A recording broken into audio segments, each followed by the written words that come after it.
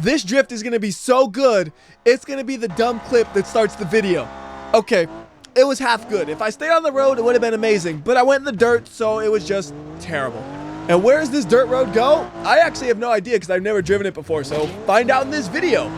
Hey, this is WhyBeAre with BeamNG.drive, and today we're going to be taking a look at a mod for the Ibishu Miramar that adds 6 new versions to the game. So the 6 new versions are the ones that have the numbers in their names. So that's the 690s here, the 710s here, and then the 2 racing 710s as well. Now, since all of these vehicles are modified versions of the Miramar, we're going to need a regular Miramar to compare them to. So we're going to have the GTZ here, which is the high-end production version of the Miramar, and we're going to compare it to the GTZ 690 sedan. And this is basically a GTZ with a handful of small upgrades. So first off, if you look at the front of the cars, you notice the design is a little bit different. It kind of looks Skyline-ish, and it should help keep the bigger engine nice and cool. Oh, this one has a 1.9 liter engine instead of a 1.6, so it has like 40 horsepower more with 163 horsepower. The suspension has also been widened a bit, but it still fits under the regular body panels. So if we zoom in here, you see it's very flush with the outer edge of the body. But over on the original GTZ, if you zoom in close on these wheels, you see there is a bit of a gap between the wheel and the outermost edge of the fender. So let's go ahead and do a quick drive with the GTZ 690 sedan. And the overall performance is definitely better than the GTZ, but it's still by no means a fast vehicle. It's a sporty feeling car that's enjoyable to drive, but it's not fast. For example, we're flooring it right now, and this small uphill is definitely taking its toll, and we are just reaching 60 miles per hour, and I am going to hit the bridge and go for a flight. Ooh, I actually hit it straight up. That's not easy to do. So then we're going to crush the roof, and we'll get the car back onto its wheels so we can take a look at the damage, but there's really not that much to look at specifically since it is mostly just regular Miramar parts. Although I do like the way that headlight looks. That left headlight, it's just really funny how it's sticking out, but everything else around it has fallen off. I don't know why. And then over to the rear, we also have some damage there, and we'll go ahead and reset it. And the next version we're going to take a look at is where things start to get interesting, because this is the GTZ 690, and with the shorter name you think it'd be less interesting, but that's where you're wrong, because the shorter name version is the Coupe, which is kind of unusual because normally the Miramar is only a sedan. And the overall shape is very similar, but it's a little bit more sloped in the rear, and of course there's no rear door on this version. It's also just a touch lighter, but you're not going to notice it in regular driving because it feels exactly the same as the sedan we were just driving. The thing you want to see though is what happens to the roof if you get some damage on it. So I'm going to try to fly off of the bridge into the mountainside so we can hopefully hit the roof of the vehicle, and that is exactly what I wanted to do. I didn't actually hit the roof, but we got roof damage that we can take a look at, although we're going to have to look at it kind of weirdly. I have to hold it up in the air and we can see what it looks like just like that. And that's all we're going to look at because that's the focus area. Everything else, I don't care about that because it's, again, just the normal Miramar parts. So let's go ahead and do another crash that'll hopefully damage the modified versions. On this one, I want to slide into a tree with the rear and do it at a decently high speed so we get a nice solid impact. And that bridge we slammed into earlier, that should be a great straightaway to use. And I'm hoping we get to a speed of about 80 miles per hour on impact so we can really hit the side of the vehicle hard so we can really see how well does it fare. So there we go, 80 miles per hour, and there's a perfectly placed tree right in the rear, exactly as I wanted to do. Can't see too much, unfortunately, because trees have leaves, but we actually pulled ourselves off of the tree, and we can take a look at the damage, and you can see it really left a big indentation on the side of the vehicle. That is quite a bit of damage, but going 80 miles per hour in a car from the 1960s, you would expect to see quite a bit of damage. So next up, we're going to be taking a look at the GTZ 710. And this is where things really start to get interesting. Because on this one, we have a car that just looks a lot sportier. The body has been tweaked all over the place, so it's wider and lower to the ground. It has a bigger hood. It has a longer wheelbase, and it's more sloped in the rear. It really almost looks like a completely different model vehicle that would again still be from Ibishu. And with the bigger hood, you get the bigger engine. So this has a 2-liter inline 6. So it has 2 cylinders more than all of the other Pessimas that we've seen so far. And it has 175 horsepower, which is enough to do some drifting. This drift is going to be so good, it's going to be the dumb clip that starts the video. Okay, it was half good. If I stayed on the road, it would have been amazing. But I went in the dirt, so it was just terrible. And where does this dirt road go? I actually have no idea because I've never driven it before, so find out in this video. And we got a cute little watchtower, but more importantly, we got a jump. And hopefully we can get damage to every single part of the car in this jump. So I see some damage to the front, maybe a little bit to the rear, some to the side. Yeah, this is working perfectly. Just getting that nice gradual damage everywhere. Well, except the rear drive shaft has unfortunately completely broken. So here's a quick look at the damage to the roof. And then I'm going to use the roof to yank it out of the dirt. And then we can take a better look at the damage on the front, although we should probably also put it into the sunlight. So that way we can even better see how damaged the vehicle is. So we got a decent amount of damage on the front, but everything about it looks perfectly reasonable. And then the roof, which I completely ruined by using the node grabber. And then a small amount of damage on the rear bumper as well. So let's do one more drive with the GTZ 710 before we go to the next configuration. And for this next crash, my goal is to damage just the rear of the vehicle. So once I'm up to speed, I gotta whip it around and hit my butt into whatever object is in the way. So that bridge up there, that looks like the perfect object to use. So whip it and perfect. We hit just the rear corner of the vehicle and we did lose the bumper, but you get a good look at how the body reacts to an impact like that, and it seems like it did a very reasonable job. And the car's no longer driving straight, so we need to try to do another rear impact. There's nothing around here to crash into, unfortunately, and I'm going way too steep into that dirt. What am I doing? I'm looking for something to crash into, not looking at where I'm driving, and we have spun out. This is fine. This is fine. I want to do a rear impact anyways. I'm gonna find something to crash into. There's a pole. See? It worked out in the end. So that actually did quite a bit of damage, but we were going probably about 40 to 50 miles per hour. And it's stacked on top of the previous crash, so it makes sense that there would be a lot of damage there. Although it is kind of in the shadows again. Why is it always ending up in the shadows? I want to be able to see it with the light hitting it so you can get as much details as possible, but I guess we just can't because the sun is coming from the other direction. And trying to move a car and rotate it around with the node grabber will cause so much damage, it won't even look the same as it does right now. Oh well. We can just go ahead and take a look at the next version of the vehicle then. This one is the GTZ 710 SP. What does SP stand for? I have no clue, but it's an even slightly sporty version of the 710. So I'm thinking this stands for sportiest. So on this one, it looks pretty similar overall in the body shape, but there are a few small differences in it, and one of which is the most obvious is the trunk is just sloped down a little bit more, so it's more sporty than even the previous version. It also has some additional parts on it as well though, so it has that spoiler on the rear, and then if you look at the front, it has double lights, so you can see more as you drive, and then it also has that front splitter as well.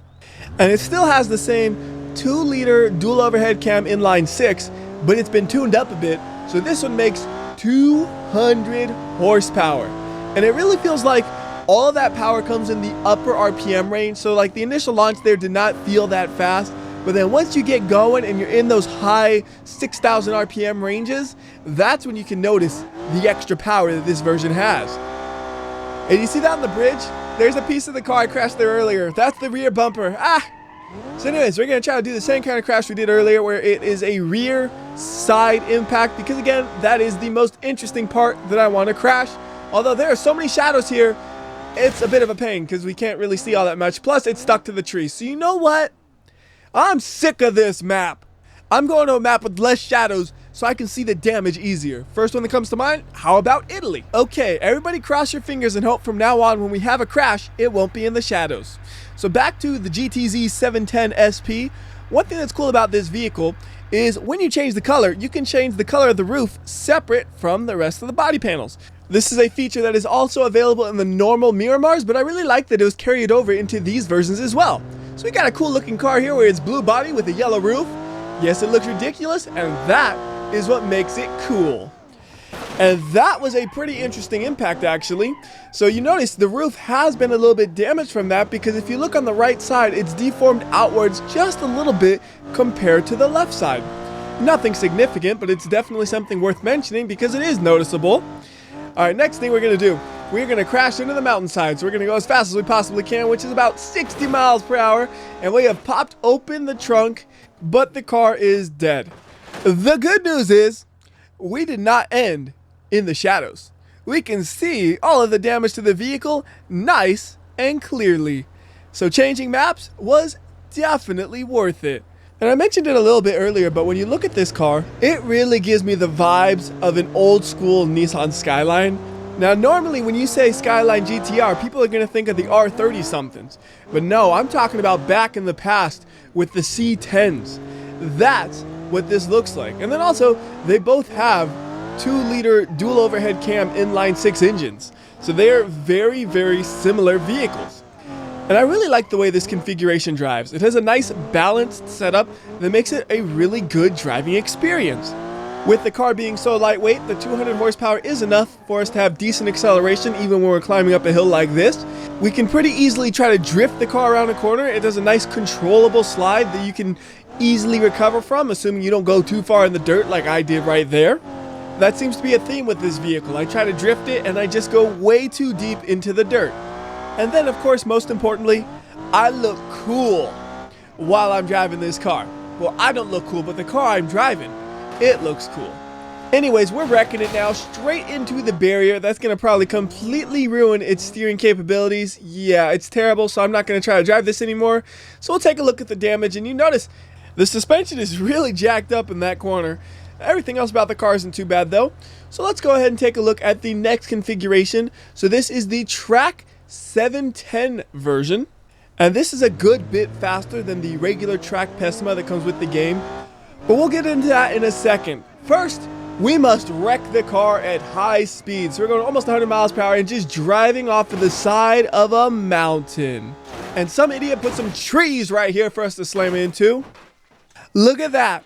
Even though we crashed in the middle of a bunch of trees, we still somehow land in the sunlight so we can take a look at all the damage very, very easily. Although there are some trees in the way ever so slightly, but that's not a big concern. And also, you can kind of see the engine right there. That is one thing that is worth mentioning. If we go ahead and pop the hood off of this guy, you can see this engine looks exactly the same as a normal Ibishu inline 4, except it has 6 cylinders instead of just 4. So I thought that was a nice little detail. So now, back to performance. And this is a good bit faster than the regular Track Pessima that comes with the game, because in that one you have about 200 horsepower. This one has about 300 horsepower. So the track version that comes with the game is pretty comparable to the GTZ 710 SP we were just driving. And then this guy is just on a whole nother level. But just like the last car, I really like the way it drives. It drives very similar to it, except it's faster in a straight line and it handles a bit better as well. But this car definitely drives like it has more power than it does because of how lightweight it is. I mean, we're flying through here over 100 miles per hour at times, and we're getting to those speeds pretty easily. Like, we aren't struggling to reach 100 miles per hour by no means.